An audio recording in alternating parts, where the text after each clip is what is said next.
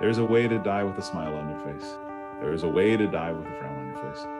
And it's so easy to lose track of this work. It's just so easy. And we look at these things that we're wrestling with in my and your culture, not the whole world, but my and your culture of what is this institutional sexism stuff, institutional racism. Why is the wealth divide happening? Why do some people succeed and some don't? Why do kids suffer in the world?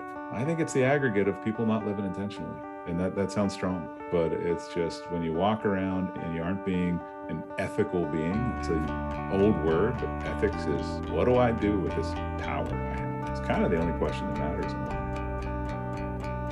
This is Intentionally Ever After. Join intentional lifestyle coach Joe Bukartek for a series of personal conversations and coaching sessions with various people about how living with intention shows up for them.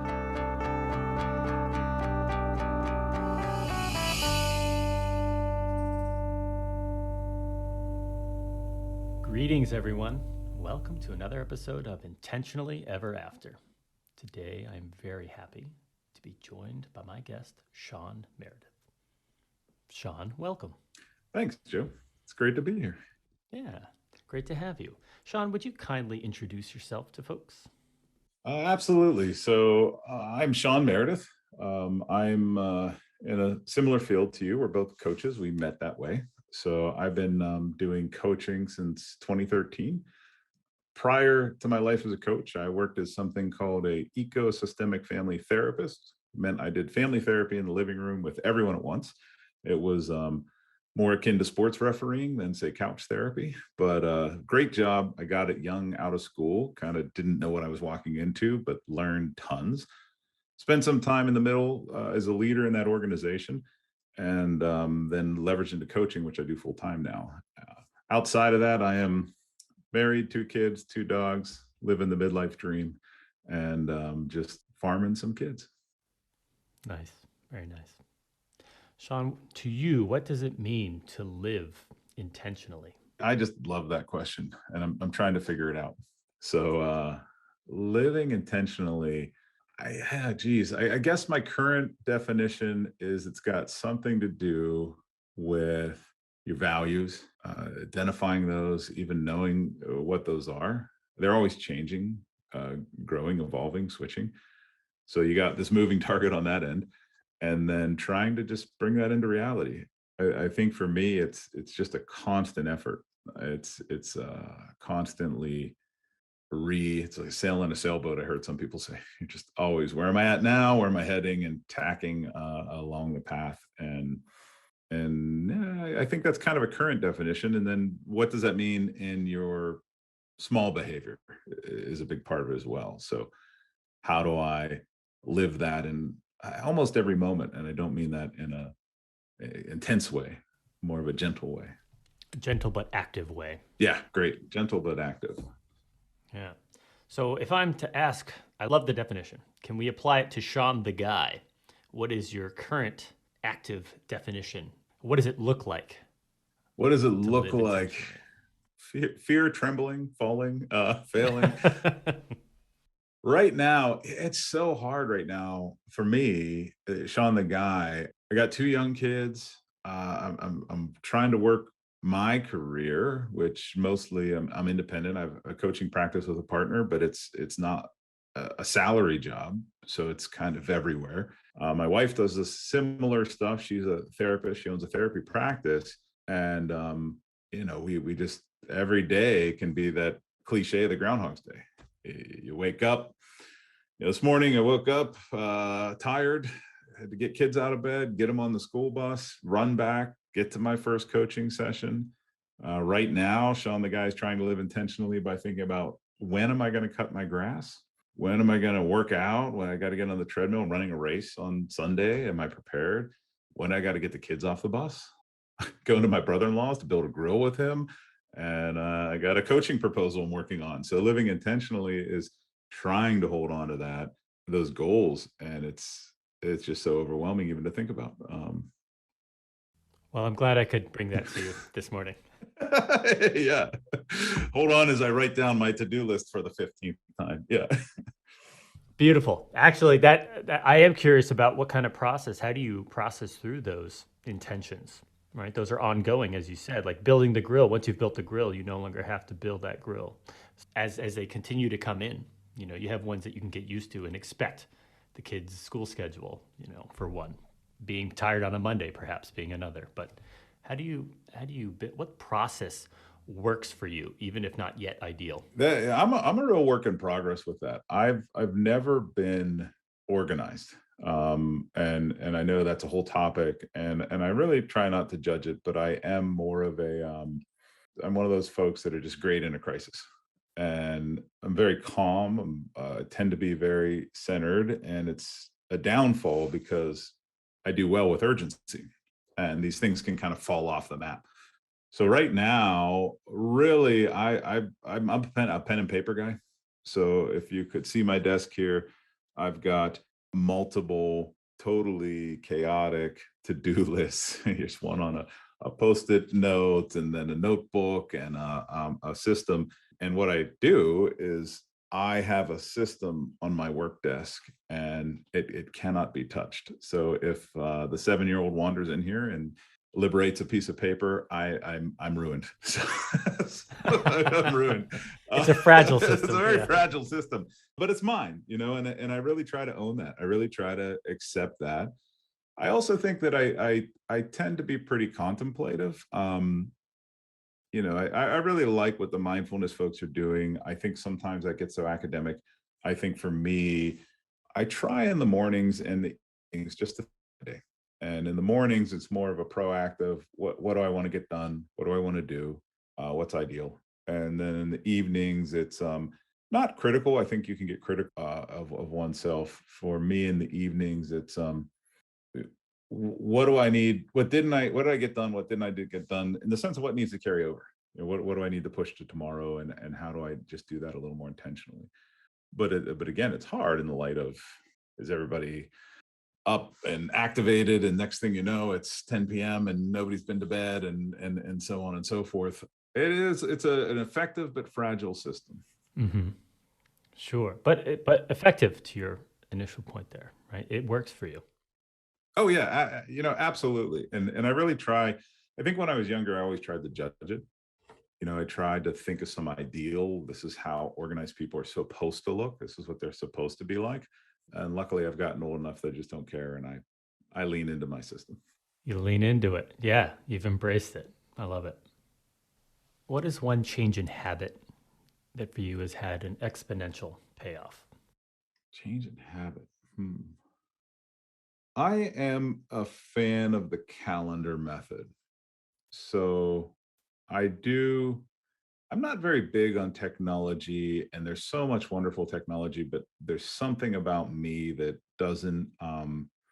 it just doesn't interface well. Usually, if I'm trying to use these apps or these organization or project management stuff, it becomes a part-time job, and it gets me less efficient. I do like to calendar things. I just use Google's calendar. I try to funnel everything to that. I will put non-people meetings on there. So if I'm working on a certain proposal, I'll put it on there. The kids' ball games are on there. A reminder for show and tell is on there. And it's a great question. I wasn't thinking about this, but we've integrated into our family system. So my wife and I have a shared calendar. I'm Shawn, she's Amanda. We called it A&S Fun Time Forever because that was a motivating name. And we stick stuff on there even to communicate, because I mean, for those who are in a relationship and with kids, sometimes it may sound weird. You're in a household that you don't talk. So we'll pop things on there like birthday times or these times. Or my wife even scheduled us this Friday, we're going to be meeting up with some old friends that we haven't seen in a long time. And it was a delight. I saw it pop up on the calendar. It's like, oh yeah, hey, we're doing that thing Friday. And she can go and schedule all of that. She got her parents to watch the kids, and we're going to go out, and I'll do the same at times. So we can kind of surprise each other with it in a way. But it anchors that. I think that calendar anchors it. I'm sure there's other habits, but that's one that comes at the top of mind. May I share that we also do the same thing in our household? Yeah. That's awesome. If not to take away from the uniqueness, I love the name that you've come up with. Oh, Ours no. certainly isn't named the same thing, but we do put non-traditional items on our calendar. What's yours named? It doesn't have one actually, but now I'm thinking Oh, as a come on. result, my gears are turning already. So I appreciate that because I will absolutely be having a conversation with my wife, which I'll put on the calendar for naming conventions. But Yeah. to me, if it's important enough to do that I want to insist upon it, it's important enough to put on a calendar. And I don't have to tell everyone that I put on the calendar, go pick up my son from school or make sure the dogs have gone out, if they haven't already. But it's important to me to do, so it's important enough to put on my calendar. Because when I'm putting it on there, that means something else isn't on there, right? So that means I'm blocking out. It's a boundary setting mechanism I do for myself. I think it works magically. So, but yeah, I didn't even think to have a name for it, a fun name. So that's something else to enhance it. So thank you very much. Yeah. When you look at it, you want to get happy. So yeah. Yeah, no, I love it. I love the idea. What have you said no to that has made a significant impact in your life? There's so many great examples. I'm thinking about our question of living intentionally, and something I said no to that made beyond significant impact. Right? One of the most significant impacts is to my career in the nonprofit world.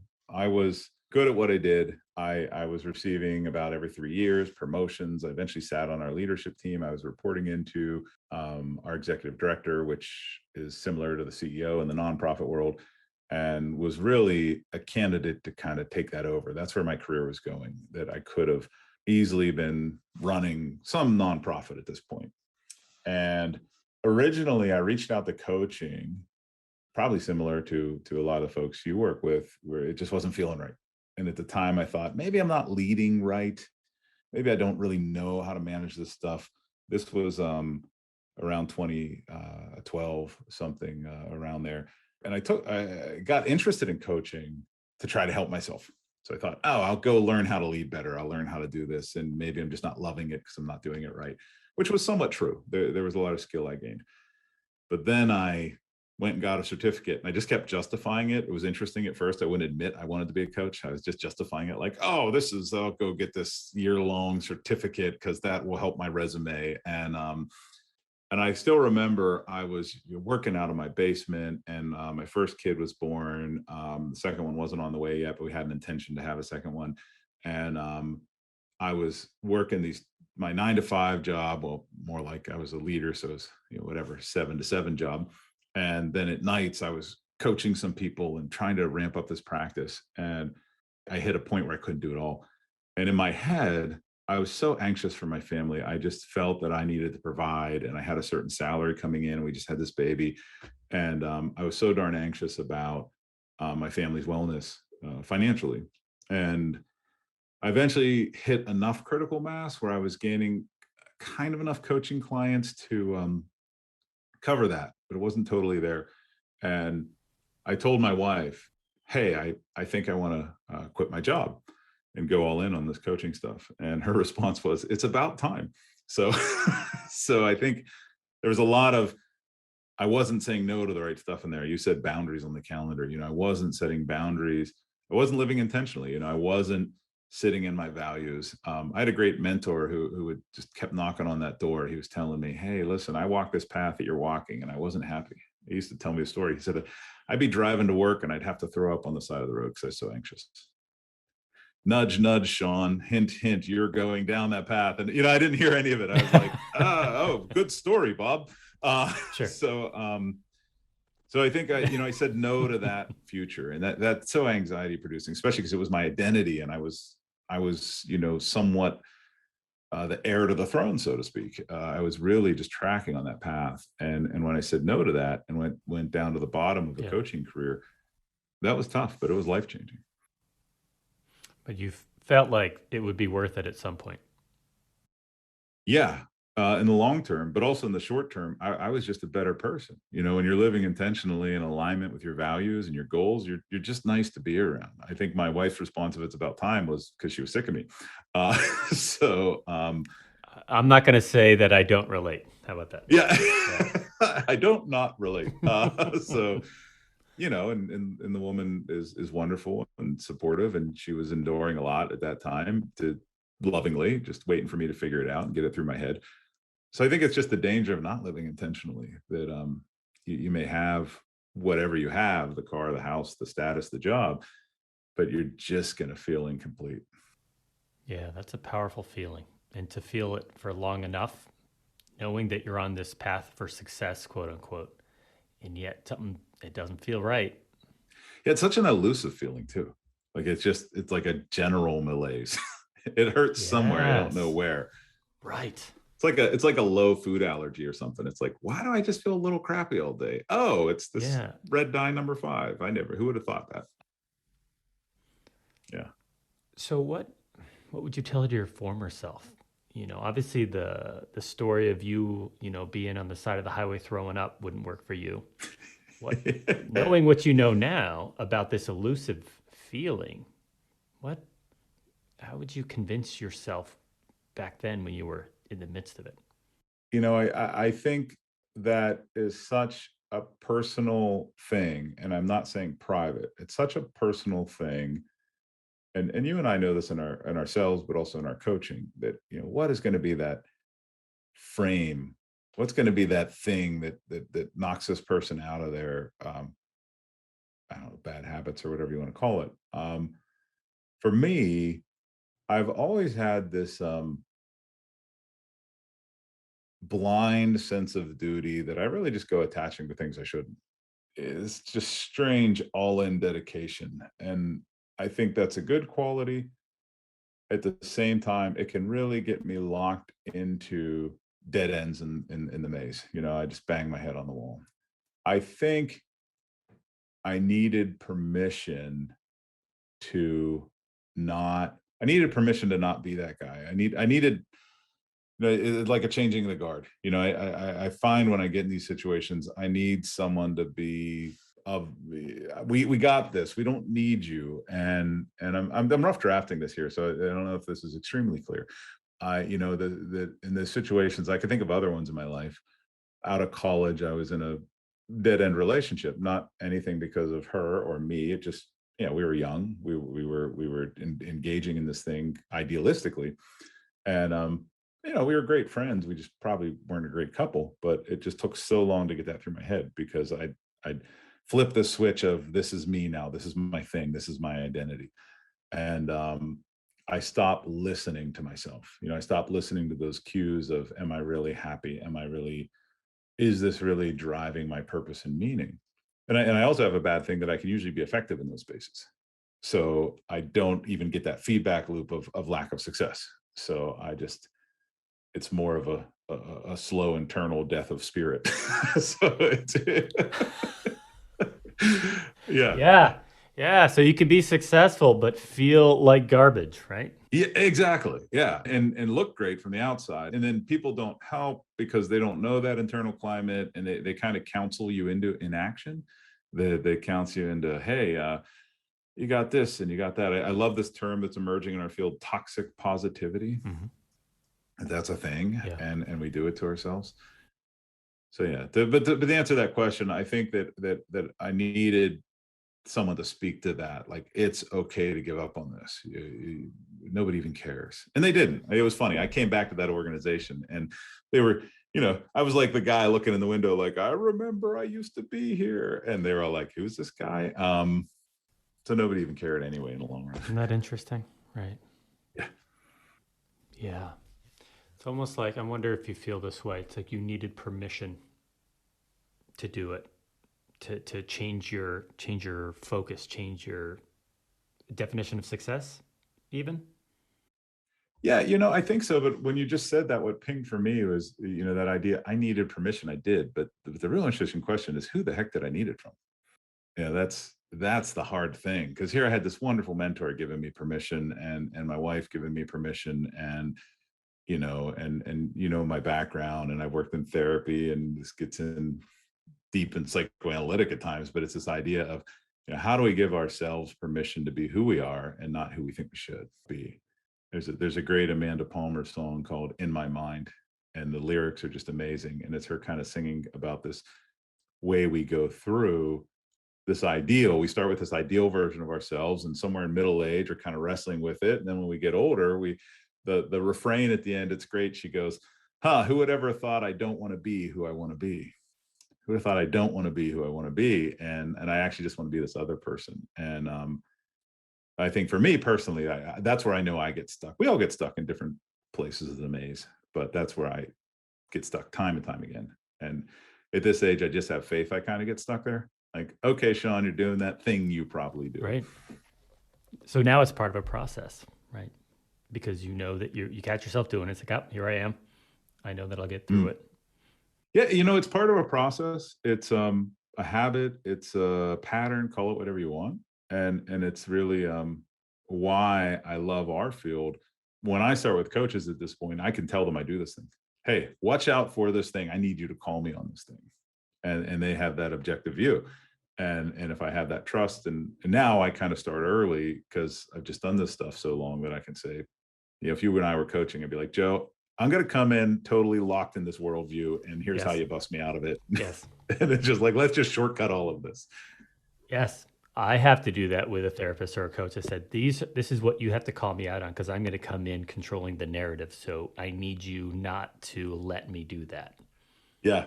I was actually thinking if we filmed like a video of saying that, they could just play it to us. Like, here's your sound clip, Shawn. Hello, future Shawn. You're probably doing this thing. Yes, exactly. Yeah. The power of intellect, huh? The power of rationalization.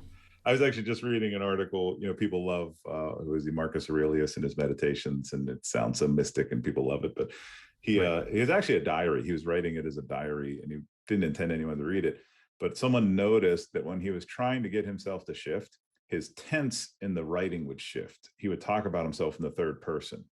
So when he was wrestling with motivating himself to change a pattern, he would shift to the third person. It'd be like, "Come on, Marcus, you got to stop thinking about this way, Marcus." And now they find, and I don't know, narrative therapy and NLP and all these things, that there's a real power.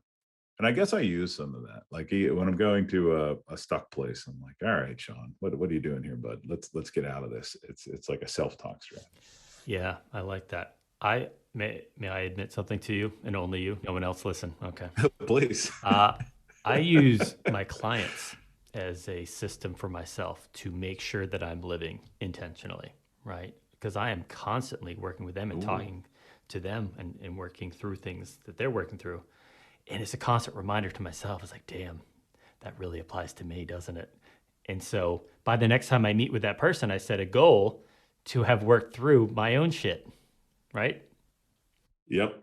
Yeah. It's it's impolite to ask your coach if they actually do any of the stuff they tell you to do. That's right. Never look under the hood. Yeah. Because we're perfect super beings, of course. Yeah. Exactly. Speaking of perfect, what area in your life feels just about perfect? Oh, man, that's a great question. What area in my life feels just about perfect? Give me a minute with that, because I want to answer that for real. It'd be so easy to just say something. Yeah, we can edit out the 5 minutes or 10 minutes it takes you. When I'm really like sitting in my authentic self, not when I'm kind of stuck in my own monkey mind and fear and anxiety and wishing and hoping. So when I'm really sitting in my authentic self, a part of my life that feels perfect is where I've gotten to with my family right now. I came out of family therapy kind of by accident, and I came from a family that struggled in ways, and all families do. And I think right now I'm doing a great job of surfing that wave. I understand that will change. I understand it can change drastically. I'm terrified of things that people who invest in their family are. I'm terrified of my children dying, of my wife dying, of tragedy, of financial death for whatever reason, the resource death. But right now, I am just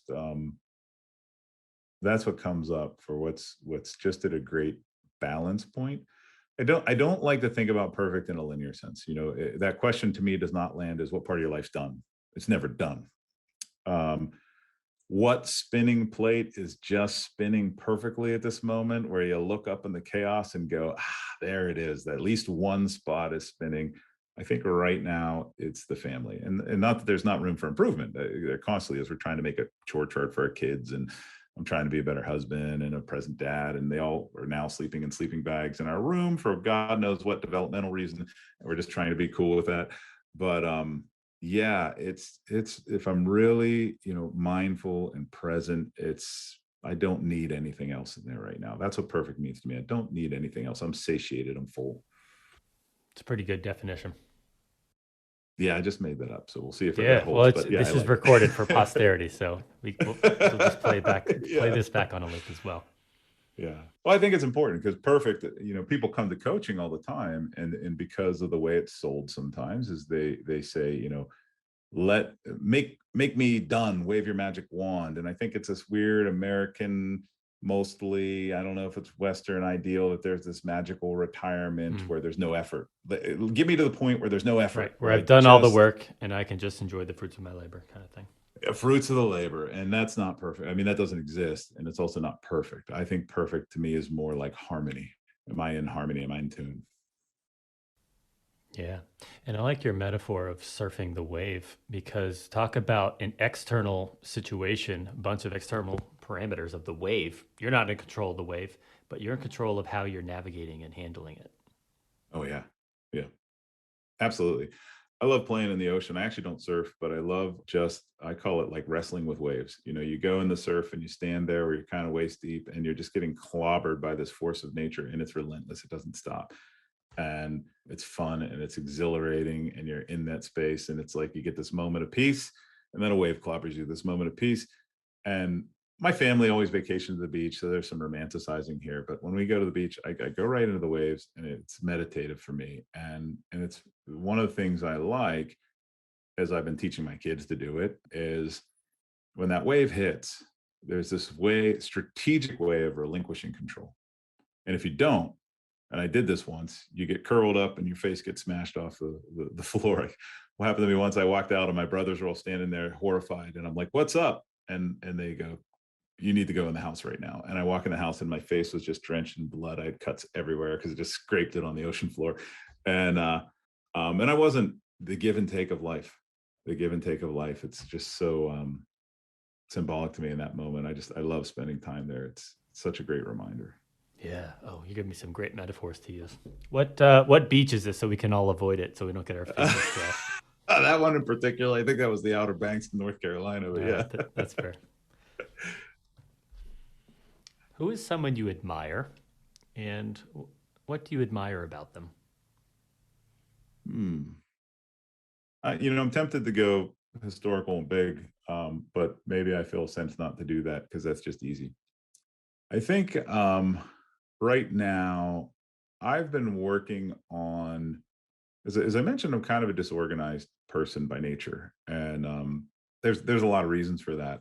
I'm dyslexic and probably have some degree of ADHD, and it makes organization tough for folks like us. And future production always feels like a thin grasp in some sense. And perhaps unconsciously it attracted me to her. But my wife is one of these folks that probably is on the other end of the spectrum, maybe to an unhealthy level, and we're finding this balance. But it's been so interesting to me because she is very good at taking care of her body. And the woman runs every day, and she always has. She ran in high school, and she gets up and she runs. And we're doing this race we signed up for. It's probably why it's top of mind, because it's going to be next weekend. And she just gets it done. Not only is she a good runner, but she integrates it into her life, and she just gets it done. And the more I look at her, she does this with everything. She's sort of always on duty. She's the type of person that, if she sees the dirty dish, she walks it to the sink almost unintentionally, just unconsciously. She sees laundry, picks it up. And we were joking the other day because she said, "Did I get all your laundry?" And I said, "How dare you? You forgot one. I have that T-shirt shoved under the bed in the back corner, and you didn't find it." And I'm making fun of myself, obviously. And she laughs while shaking her fist. And then my shorts that were laying by the laundry bin, well, those are clean. You weren't supposed to wash those. That's my system of chaos. So it's been interesting because she's not very pushy with me. She knew what she signed up for. I knew what I signed up for. But as we've been living together and creating this family, I could tell that I sort of unconsciously aspire to that. I admire, but also maybe aspire is coming, and it's rubbing off in a good way. So it's that old saying you hear when you're a kid and you hate, you become the average of the 5 people you hang out with most.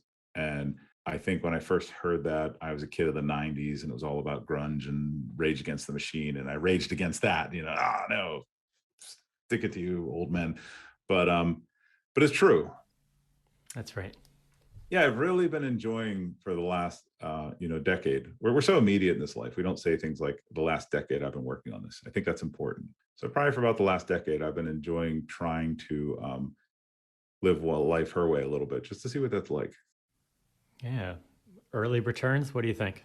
It's getting there. It's also I've been more fit, and I've taken care of myself in a way I haven't before. I think I've taken care of other things in a way I haven't before.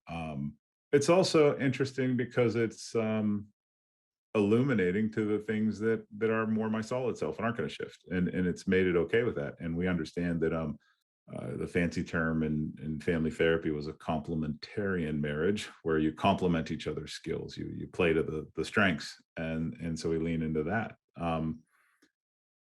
The early so it's just been enriching, I guess, is the most early return. Yeah. Okay. If I had your wife on here, what would she say she's noticed about your growth, maybe in this particular area? That's a good question. I don't know. I'm going to ask her that. My hypothesis would be she'd probably say not much. Um, my wife's interesting because she doesn't.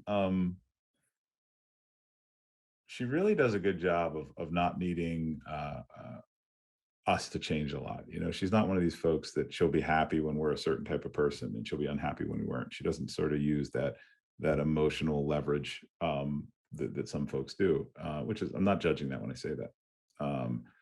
She kind of she's American, but her family's very German, and I joke because she's just so process German production oriented. And I used to think, because I'm disorganized, that doing this stuff is always an effort for me. It's always an effort, and for her it's not. So she doesn't even notice at times. So I sometimes I bring it up and I'm like, hey, you're really good at this, and she's like, it's like you telling me I'm good at walking. Like, really? So I don't think I'm answering your question, because probably I don't know, and I don't think I can answer for her, but it's a great question. I think I'll ask her. Yeah. That would be interesting to know. You can I'll feel free to report back. Yeah. If I'm sleeping on your couch, it didn't work so good. Yes, exactly. No, you'll be sleeping on a sleeping bag in my room. That's all. Oh, good. Yeah. Thanks. What do you imagine some people admire about you? Oh, that's a hard question too. What do I imagine people admire about me? I often hear that people admire my ability to be okay. I'm really good at being okay. And I've heard that there's sort of a power to it. I can sit in a space and fill a room in a non-aggressive way and make life okay, and people can grab that energy. I think it's because I used to have to do that in living rooms. I have to use these families we work with. They were at risk of losing their children. They had lost their children to state intervention, and they were bringing them back, and a lot of just poverty and challenge and strife and trauma. And I came in, and I had to be a source of kind of saying, hey, it's going to be okay. But it's interesting because sometimes I ask this question because I can see so much personality in my kids who are 6 and just turned 5. And if I think about myself, I think people would say this historically about me, even as a young kid. So I think that's one. I really try to be accepting and kind to people. I think that works at times. I have this way, trained as a therapist to coach a leader, but I've noticed I've had this way that people ask me if they know me in public. So when I talk to people, they'll say, after a few exchanges, oh, hi. They're like, where do I know you from? It used to happen to me so much. And so much that I started paying attention to it. And I noticed that there's a way that we talk to people we know versus we don't know. There's a body language, a tone, an openness. And I get excited when people ask that question, because to me, I think then I'm living that value I want of I want to treat people that way. I want to create a world where we treat each other that way. So for someone to feel so comfortable with me that kind of unconsciously and emotionally, it's like, you must know me because you're acting this way to me, is a real wonderful target to hit. Yeah, that's cool. It makes me think of something you brought up at the very beginning of our conversation here. It's checking in with your values and how they shift. How do you check in with your values? I want to go there. Before I want to go there, I want to talk to how hard that question is to answer that you asked before. What do people like in you? It's such a hard question. Oh, yeah. Well, I will say you came up with two things, right? I was working my butt off to come up with two things. Yeah, we can talk about how hard it was. Go ahead. When I was in coach training and we were trying to identify ourselves as coaches, they gave us an exercise. They say, write all your friends and acquaintances and say, what are 5 things? The same question. What are 5 things that I do really well? What are five things you admire about me? And the whole cohort, everybody had such resistance to that exercise.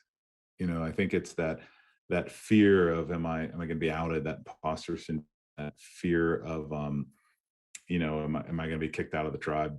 Or are they all going to come back and say, you got a nice smile? So that fear of I don't have any of that. So I work on that a lot.